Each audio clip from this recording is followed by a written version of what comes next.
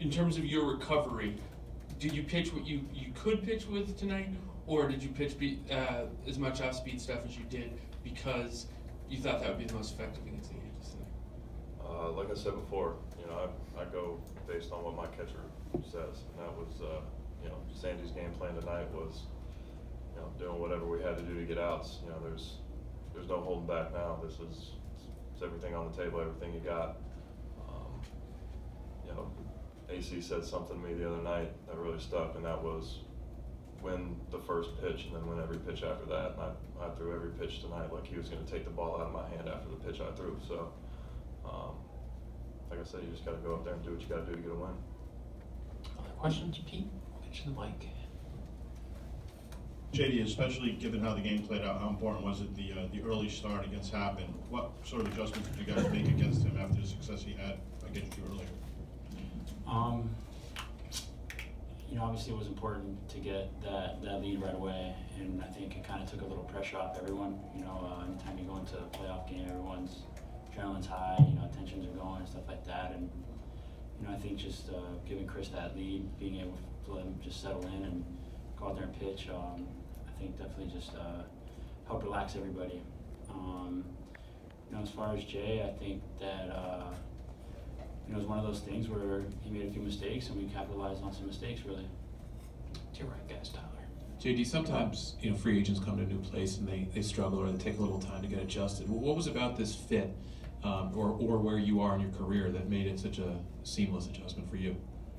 I mean, part of it was, I bounced around a bit, and I think I was kind of used to the new scene, and the other half was the guys in the team, and Alex Cora. This is a team without any egos. Everyone here is just a humble group of guys, and everyone's just kind of just pushing for each other, and it's just an easy fit. It was an easy situation to come into. Yeah, for Chris also, you faced JD many times in the Central Division. You had your battles, good and bad, but what made him such a difficult out, and what have you learned about him from being his teammate? Well, I was obviously listening to what he was saying, but something I would add to that is the preparation. I've never seen anybody prepare like him. The focus, the attention to detail. He could tell you what someone threw to him in spring training in 2012 in the 7th inning of a 3-4 ball game. He knows his stuff. And once he gets locked in, he's in the zone. So, obviously, we do have a good team. We do have a great coaching staff, and we do have a very good group of guys in here. But he puts in the work too, and there's no question about that. Other questions? Brian, get you the mic.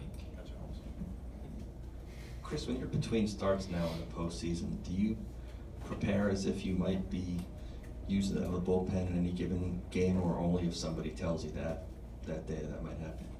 Yeah, I show up tomorrow, just figuring out where we're going. We just take it day by day, honestly. Obviously, we take tonight and enjoy it, but quick turnaround tomorrow. Like I said, just kind of figure out where they want me to go and whether they want me to start or be in the bullpen. Like I said, it's all hands on deck. Everything you got. There's no holding back. Left side, Anthony.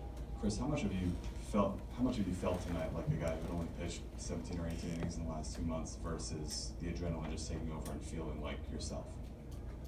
Yeah, and I did. I felt more like myself because I felt like this was just a normal start. Not normal in terms of not being a postseason start, but just like there's no restrictions. There's no going out to the bullpen after my start to add pitches, or I knew I was going to get my 100 plus pitches or somewhere around there, and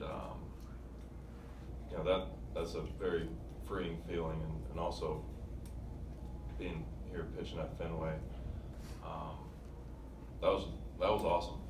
This was obviously my first postseason start here at Fenway, and that's something I'll never forget. That was incredible. 3 runs on the board after your first inning doesn't hurt either, so we'll take that again tomorrow. Second round. Chris, was this a step towards even maybe 110 pitches, or was it something else, or what do you have? Do you have 7 innings, 110 pitches going forward? If he didn't take the ball out of my hand, I'd have kept throwing. Like I said, I've said it, this is my 3rd time saying it, there's no holding back.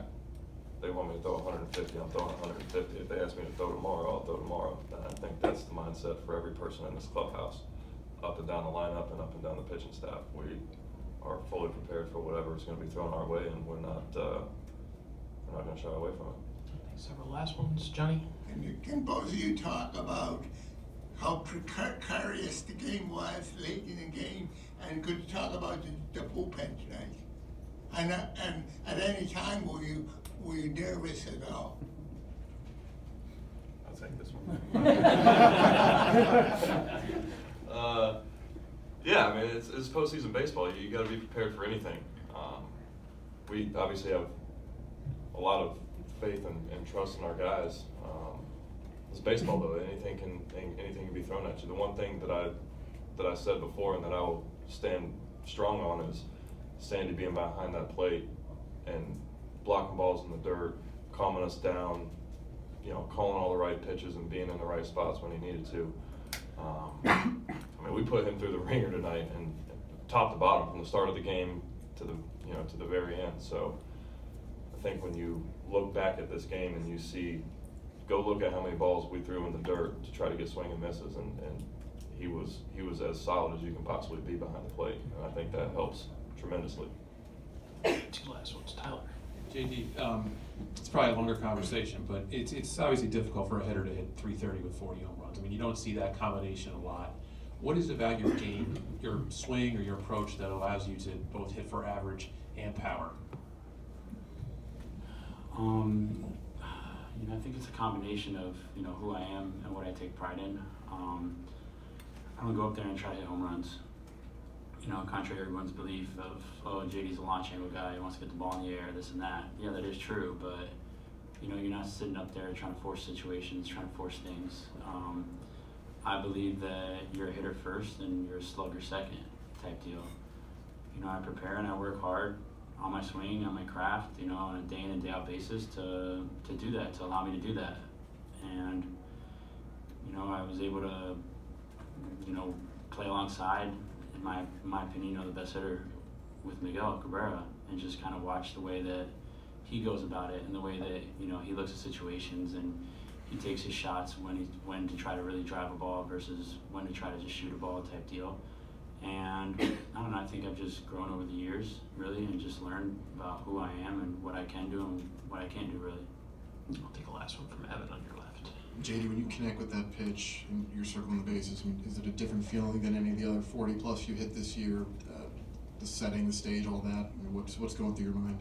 Yeah, definitely. It's a bit different feeling. Everything you did before in the season doesn't matter anymore. This is the playoffs. It's from here on out, everything starts at 0. Look at the scoreboard, all your numbers are 0, 0, 0.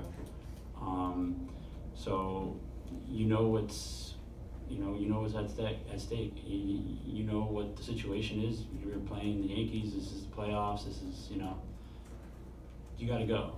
And now's the time to get it going and stuff like that. And when I hit it, obviously I was a little bit more pumped up, I'd say, than every other home run I hit during the season, really. But that's just because of the stage. Really.